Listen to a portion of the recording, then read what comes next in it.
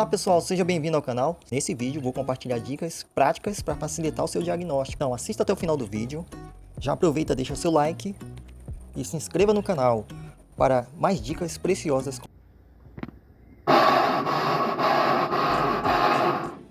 Se a sua máquina lavar está fazendo um barulho estranho durante a centrifugação, como se estivesse raspando ou batendo algo, o problema pode ser simples e fácil de resolver. Esse barulho geralmente acontece quando o sistema de acoplamento da máquina não está funcionando corretamente. Ao analisar o problema, você pode perceber que a polia de acoplamento está desgastada ou com dentes desgastados. Isso impede o acoplamento correto entre a polia e o motor, gerando um som indesejado, insuportável. O desgaste da polia faz com que ela não consiga transferir a força de maneira eficiente, causando barulho. A solução é bem simples: trocar a polia desgastada.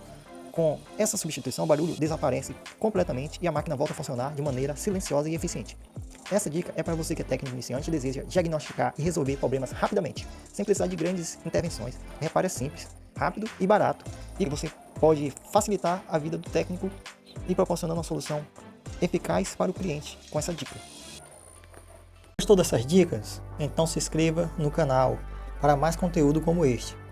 E se você quer dar um passo além e conquistar mais clientes, aumentar seus ganhos e tornar um expert no conserto de máquina de lavar, eu tenho uma ótima notícia para você. Eu recomendo o curso que está aí na descrição do vídeo, que vai do zero ao avançado, com certificado válido em todo o território nacional. Você vai aprender tudo o que precisa para se destacar no mercado de trabalho, com aulas práticas e focadas no dia a dia do técnico.